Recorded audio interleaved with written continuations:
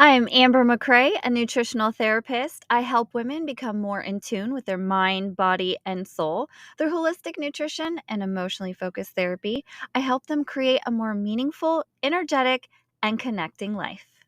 Welcome back, Michelle. Thank you for joining us again. And we're just going to pick up right where we left off. I want to thank you so much for allowing me the opportunity to tell my story. Connection is what I'm all about. And we've talked about this, and I know that connection is so important to you. What does connection mean for you? So, connection for me, it's understanding people. There was a documentary I watched called In Utero, incredible, talks about transgenerational trauma and how it's passed down through our DNA and epigenetics and how all that comes into play. And one of the things that the doctor said was being understood is being loved. And that was just such a Hmm. Yeah. powerful statement for me. And so connection for me is understanding people. It's I see you and I hear you, but with the emphasis on you. Yeah. So That's there's this huge. proverb that, you have a religious background, so I'm sure you've heard it. Train up a child in the way he should go, and when he is old, he shall not depart from it. When I think about that proverb, I don't read it as train up a child in the way he should go, but rather in the way he should go, meaning that what looks or feels right as you're Mm, parenting one child doesn't mean it's right for all of I them. love Like that. I have to adjust my strategy so that it's what's best for each individual child. The direction of their life isn't only in my hands. I'm not the one who determines their path. They get to determine their path. And I'm here to provide guidance and love and acceptance and validation as they make choices that lead them in the direction that they want to go. And I'm also here to pick them up when they fall along the way until they can learn how to pick themselves up. And so, connection for me is if I can see them in that way, if I can connect with who they are and understand them, then I can give them the sort of love, guidance, and nurturing that they need from their mother.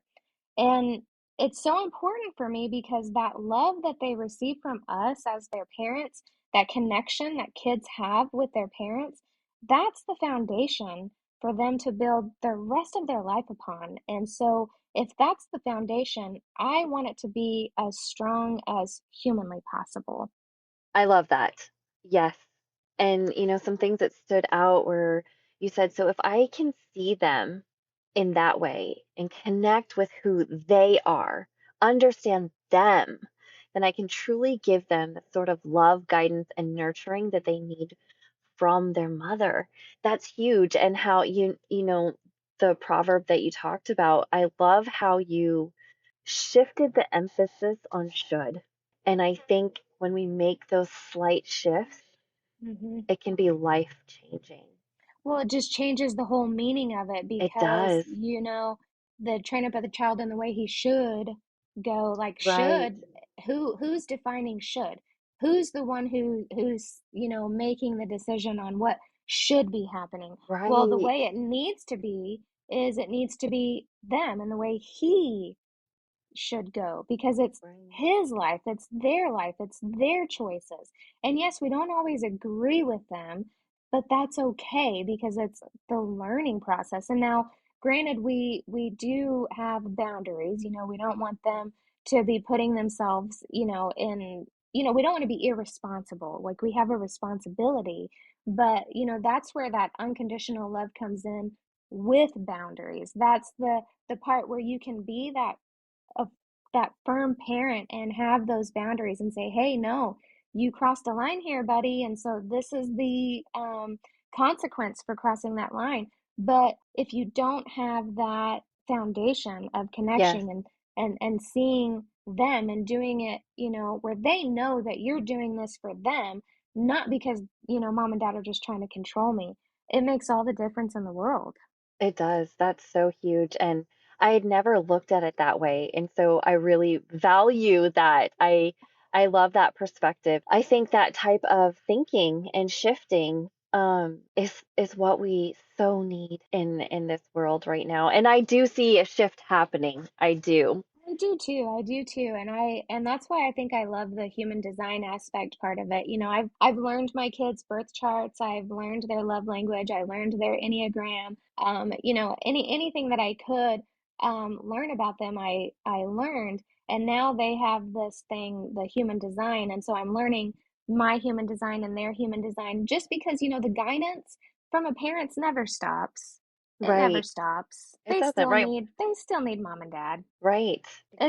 especially as young adults. Like that's one thing I'm really noticing. So I have my oldest ones are 23, 21, and 19, and I feel like parenting young adults has been so much harder than when they were smaller, Yeah.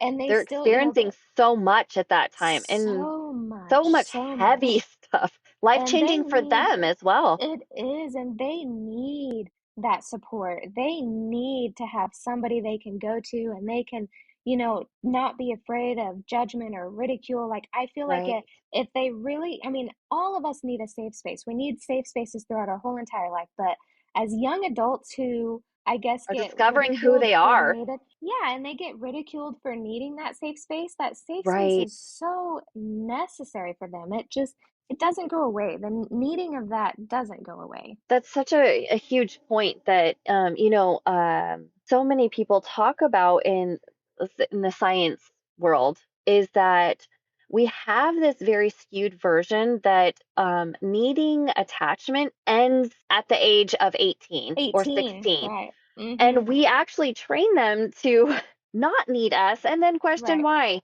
But it's so huge that they always need us. I don't want to go down too much of a rabbit hole, but we are programmed to be dependent, and where I feel like we need to be interdependent.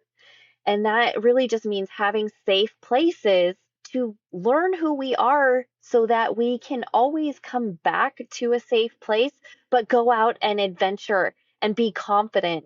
When we create or independent, we create people who try to not need anyone or anything. And then we Right. wonder why we have a very abandoned and generation. and we have a mental health crisis on our hands, Yes, because yes, people, oh, we're not supposed to show our emotions, or we're not supposed to need anybody, oh, we're supposed to, give it all to ourselves. But we have to have a support system. We have to have people that we can trust, that we feel safe with, to come to, and sometimes help us regulate, because sometimes we can't regulate ourselves. Sometimes we need someone, outside of us to give us perspective, because we just get so stuck sometimes. And so right. connection is vital throughout every phase of your life. Right. And something we talked about before the show that hopefully we'll have another podcast about was you were talking about hyper and hypo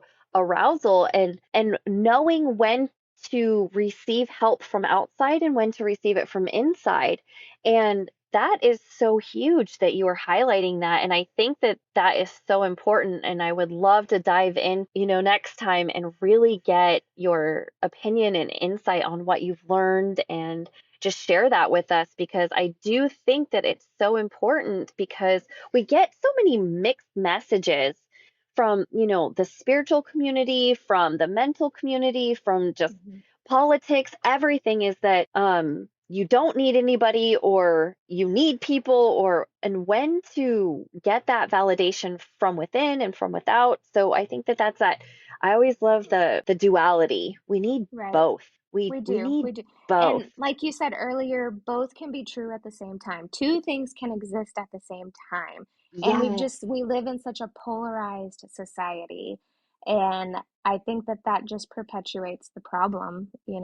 Uh, it's all I agree connected. with you. We're all Yes, connected, and we all need connection. yes.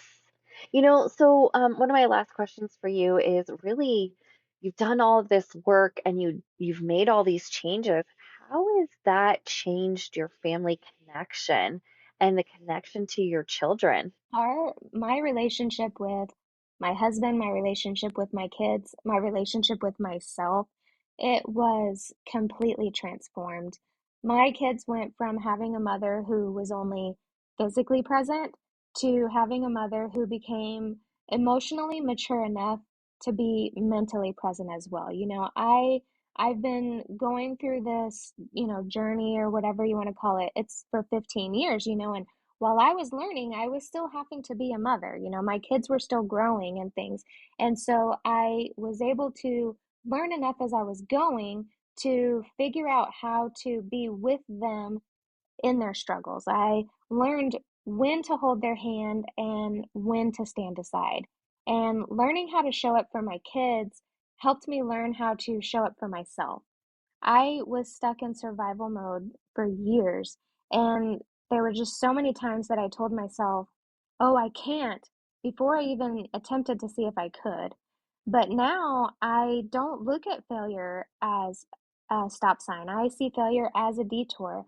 I don't look at life through the same defeated eyes. I look at challenges as opportunities and discouragements as a time to reflect rather than a time to call it quits or throw a tantrum. Life isn't any easier than it used to be, and I fail forward pretty much daily. But instead of staying down, I get back up. I keep trying because I know that what I do every day matters more than what I do once in a while. My relationship with my husband and my kids, it isn't always rainbows and sunshine, because we're all human, but it's definitely better than I ever even imagined it could be. That is amazing. And you say that you learned how to hold their hand and when to stand aside. And that's so huge, knowing what your kids need in those moments and being able to be there for them. That takes so much growth. And like you said, that you just continue to learn about your kids and what they need. And that's amazing. And hopefully one day I would love to have one of your kids on this podcast and hear their story and how their mom has just changed and how that changed their life. Maybe one day. Maybe one Um, day, maybe yeah. one day. Um, but you also said learning how to show up for your kids helped you learn how to show up for yourself. And I think that that is oh so true. And as parents, having kids really teaches us more about ourselves Oh, than it about our kids. does. It absolutely does. That going back to that book, The Conscious Parent, one of the things that that book had talked about as well was that our kids' job is to be a reflection. They're a mirror for us. And so they mirror to us things that need attention and love and care within ourselves. And so, like, what it was saying is if you are being triggered by your child, it's because there's something inside of you that is needing that love and attention and affection. Something needs to be addressed. Right. And that's what kids are good at doing. Like I feel like as a mom that my kids have taught me more than I have taught them, honestly.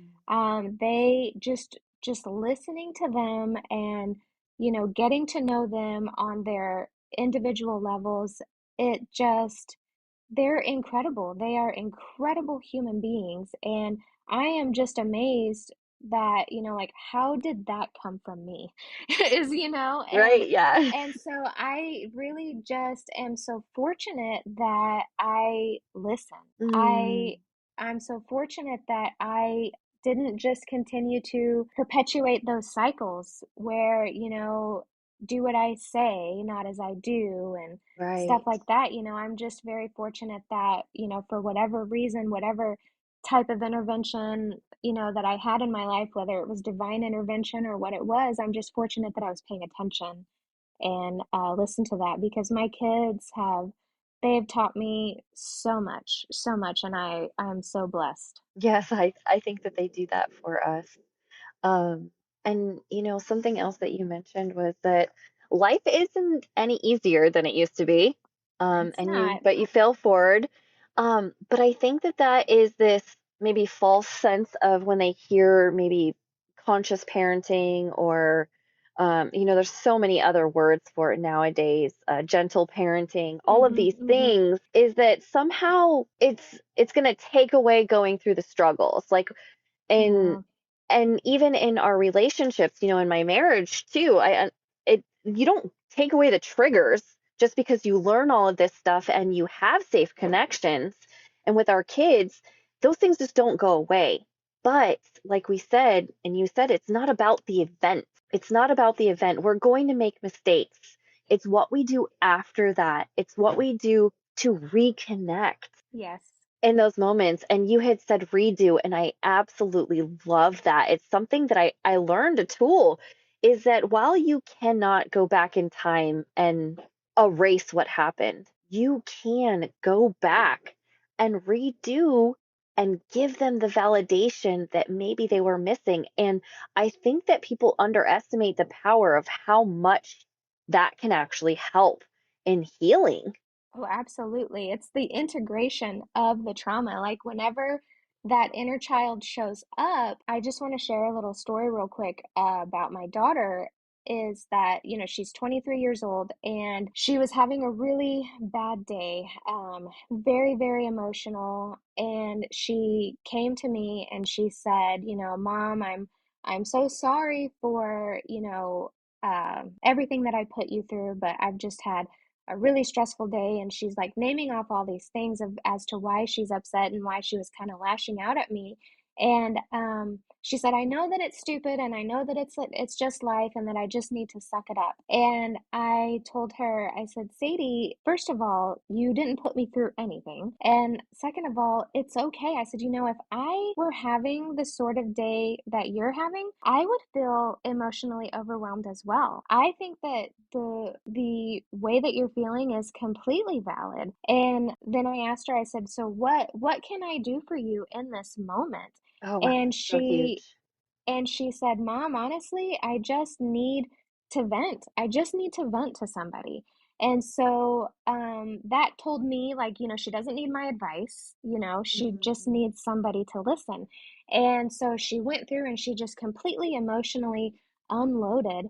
And then afterwards, she felt so much better. And so while she's doing that, and as she gets through it, that gave me the opportunity to show up for her, because what she was Mhm. doing when she was saying all these things is she was invalidating herself the exact way that I invalidated her when she was 8 years old. Right. So here is 8-year-old Sadie showing up right now in front of her mom, needing that validation. And so here is my opportunity to give that to her. And so I did. I validated and did all the right things in that moment. And the great thing about that is that that is how you get integration of the trauma, so that the trauma no longer controls you. It no longer defines you. And Right. then you can move on. And then the next one will show up. Then, maybe Right. it's 13-year-old Sadie, maybe it's 16-year-old Sadie, whoever it is. But I just look at those as those opportunities to have that redo where you can integrate that trauma so then they can move forward. Right. And when you were saying that, I mean, that's so powerful and so huge that to be able to just be there. And it takes a lot of strength and building that muscle to just listen and not want to fix it. That's huge. It's a muscle Absolutely. that is It definitely is. built. But when you were saying she approached you and was like, "Mom, I'm sorry." Isn't that the helping regulate your emotions and invalidating her, Mm-hmm. that she Yeah, was like worried that was about making her. regulating your She, emotions she first. was. She was like, "Hey, I don't mean to do this to you." And yeah, Right. and in me, like it wasn't about me. It was, what she was feeling and what she was needing. And yeah, it was an incredible opportunity, and I'm glad I was paying attention. you That's know. such a beautiful gift. You are just a rock star. And I, again, can just commend you and just give you praise all day because the work that you're doing really, Michelle, is not just in your family. And I'm going to get emotional because it's so powerful.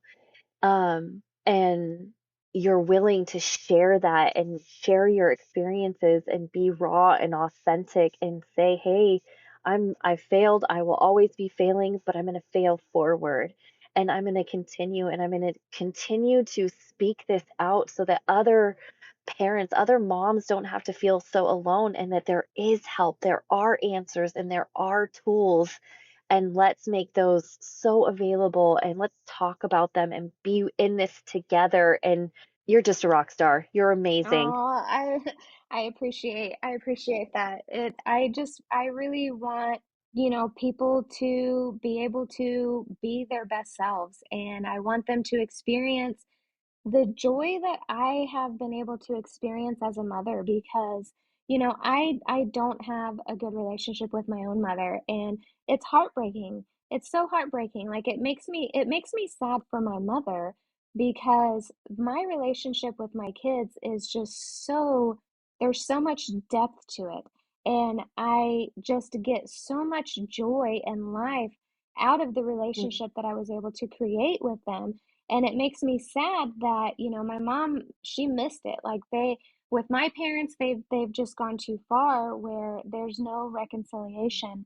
And that, I don't want that to be the case for everyone because there there's a line that gets crossed. And if we can reach people before they cross that line, then we maybe won't have a mental health crisis on our hands anymore. That leads me to my last question, Michelle, is as a mom, what would you tell other moms who are still struggling in this area with their children and themselves? So there's a few things that I would say. The first thing that I would say is everything you ever dreamed of is on the other side of fear. And what I mean by that is I had to look beyond what made me afraid.